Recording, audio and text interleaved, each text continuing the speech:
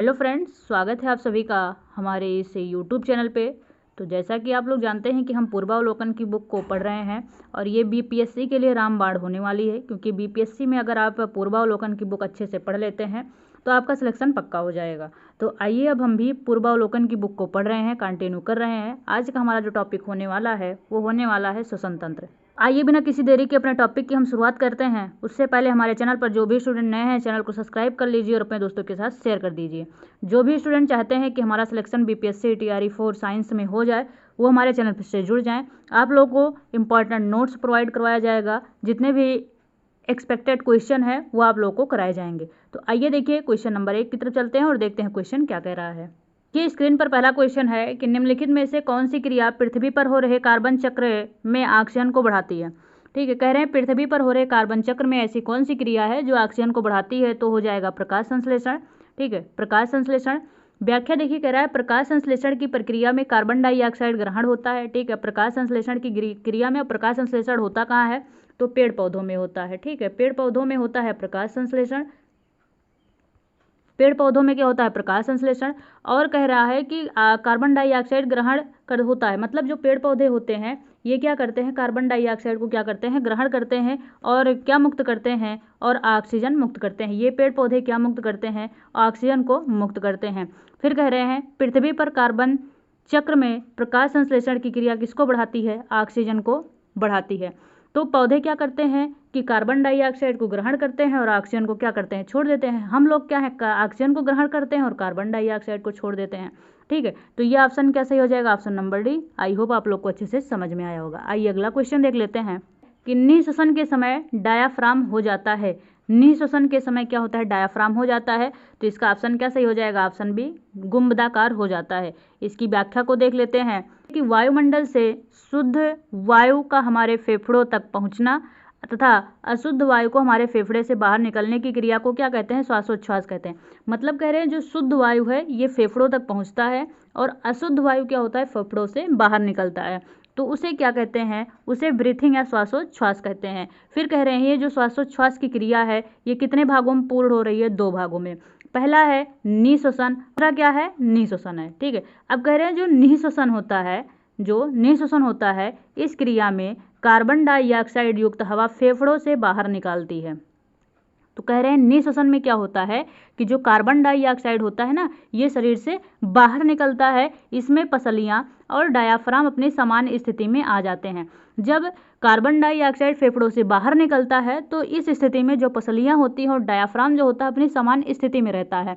बस कह रहे हैं बस गुदा का आयतन भी फिर से कम हो जाता है। ठीक है, जो गुदा होता है इसका आयतन भी क्या होता है, फिर से कम हो जाता है, जिसके कारण फेफड़ों पर दबाव बढ़ जाता है। जिसके कारण क्या होता है, फेफड़ों पर दबाव बढ़ जाता है और कार्बन डाइऑक्साइड गैस हवा के साथ हवा में मिलकर शरीर से बाहर निकल जाती है। निःश्वसन के समय डायाफ्राम गुंबदाकार हो जाता है। तो ये क्वेश्चन आप लोग को अच्छे से समझ में आया होगा कि निःश्वसन के समय डायाफ्राम किस आकार का होता है, गुंबदाकार हो जाता है। ठीक है, आइए अगला क्वेश्चन देख लेते हैं। देखिए कह रहा है कि निम्नलिखित में से कौन सी गैस वातावरण प्रदूषक मानी जाती है, मतलब वातावरण के लिए हानिकारक है। तो हो जाएगी सल्फर डाइऑक्साइड गैस। ठीक है, कौन सी गैस हो जाएगी, सल्फर डाइऑक्साइड गैस। व्याख्या देखिए, कह रहा है कि सल्फर डाइऑक्साइड वातावरण प्रदूषक गैस मानी जाती है। ठीक है, वातावरण प्रदूषक गैस क्या है, तो सल्फर डाइऑक्साइड है। फिर कह रहे हैं यह स्वास्थ्य और पर्यावरण दोनों को प्रभावित करती है। ठीक है, ये स्वास्थ्य को भी प्रभावित करती है और पर्यावरण को भी प्रभावित करती है। फिर कह रहे हैं सल्फर डाइऑक्साइड में अल्पकालिक जोखिम मानो श्वसन प्रणाली को भी नुकसान पहुंचा सकते हैं। फिर ये सल्फर डाइऑक्साइड क्या है, ये श्वसन प्रणाली जो श्वसन की क्रिया होती है इसको भी नुकसान पहुंचा सकती है और सांस लेने में कठिनाई उत्पन्न कर सकते हैं। ठीक है, ये सल्फर डाइऑक्साइड क्या होते हैं, सांस लेने में भी कठिनाई उत्पन्न कर सकते हैं। फिर कह रहा है कि वातावरण में सल्फर डाइऑक्साइड का सबसे बड़ा स्रोत विद्युत संयंत्रों और अन्य औद्योगिक गतिविधियों में जीवाश्म ईंधन का दहन होता है। तो ये रहा आपका क्वेश्चन, इसमें ऑप्शन कौन सा सही हो जाएगा, ऑप्शन नंबर सी। अगला क्वेश्चन है कि डॉक्टरी मृत्यु की घोषणा होती है जब, कब होती है, डॉक्टर जो है मृत्यु की घोषणा कब करते हैं, ये क्वेश्चन पूछा है। तो देखिए इसमें ऑप्शन जो सही हो जाएगा उपयुक्त में से तीनों एक साथ मौजूद होने चाहिए। क्या क्या, देखिए डॉक्टरी मृत्यु की घोषणा तब होती है जब निम्न स्थितियां एक साथ मौजूद हों। पहला क्या है, नाड़ी गतिविधि बंद हो गई हो। ठीक है, जो नाड़ी का प्रोसेस होता है ये बंद हो गया हो। इसके बाद जो हृदय की गति हो ये रुक गई हो, फिर इसके बाद आँख की पुतलियाँ स्थिर और फैल गई हों, ठीक है, आँख की पुतलियाँ क्या हो गई हों, स्थिर हो गई हों और फैल गई हों, और प्रकाश पड़ने पर कोई प्रतिक्रिया ना हो, मतलब आँख पर अगर प्रकाश पड़े तो उसकी कोई प्रतिक्रिया नहीं ना हो। तो ये तीनों कंडीशन होते हैं, तब डॉक्टर क्या करते हैं, मृत की घोषणा करते हैं, ठीक है। तो इसका ऑप्शन क्या सही हो जाएगा, ऑप्शन इसका भी डी सही हो जाएगा। आई होप आप लोग को समझ में आ रहा होगा। अगर आ रहा है तो एक लाइक कर दीजिए और अपने दोस्तों के साथ शेयर भी कर दीजिए। आइए अगला क्वेश्चन देख लेते हैं। रहा है कि कणीय तत्व क्या है, ठीक है, कणीय तत्व क्या है। तो कणीय तत्व जो होते हैं ये क्या होते हैं, वायु प्रदूषक होते हैं। व्याख्या देखिए, कह रहा है कि कणीय तत्व को कणीय प्रदूषक भी कहा जाता है। कणीय तत्व को क्या कहते हैं, कणीय प्रदूषक कहते हैं। और कणीय तत्व क्या होते हैं, वायु प्रदूषक होते हैं, जो कि वायु में उपस्थित अत्यंत सूक्ष्म कणों व तरल के सूक्ष्म बूंदों का एक जटिल मिश्रण होता है। किसका किसका होता है, कह रहे हैं जो वायु में उपस्थित अत्यंत सूक्ष्म कण हैं और तरल के जो सूक्ष्म बूंद हैं, इन दोनों का एक क्या होता है, जटिल मिश्रण होता है। यह वायु की गुणवत्ता को प्रभावित करने वाले कारकों में से एक प्रमुख कारक है। कह रहे हैं ये वायु की गुणवत्ता को प्रभावित करने वाले कारकों में से एक कारक है क्या, वायु प्रदूषक, ठीक है। तो इसका ऑप्शन क्या सही हो जाएगा, ऑप्शन नंबर बी। क्वेश्चन कह रहा है कि निमोनिया एक संक्रमण है।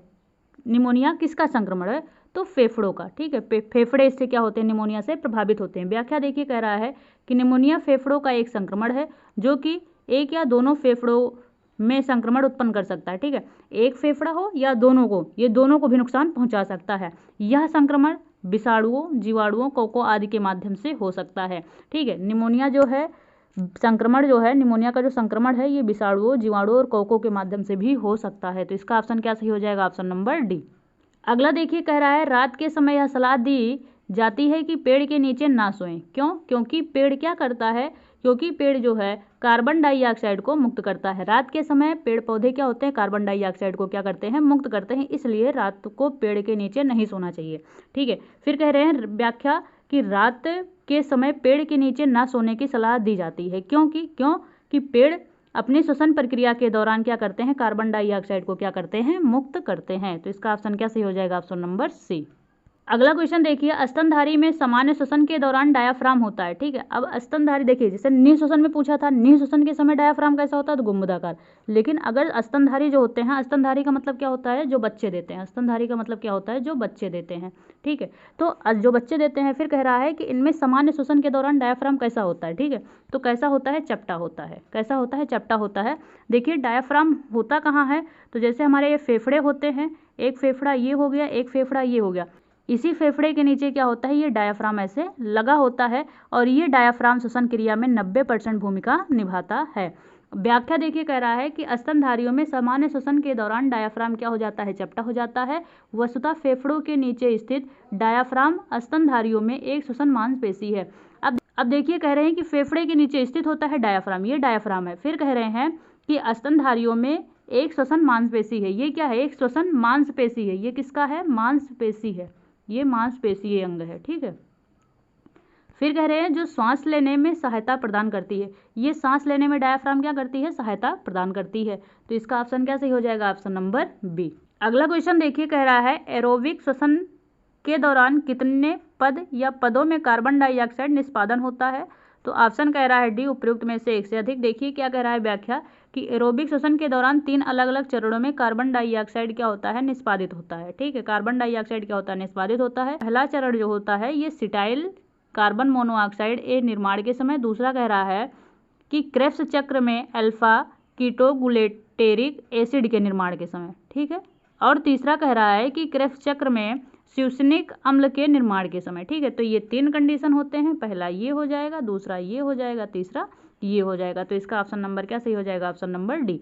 तो आई होप आप लोग को श्वसन तंत्र से जितने भी क्वेश्चन पूर्वावलोकन में थे अच्छे से समझ में आए होंगे।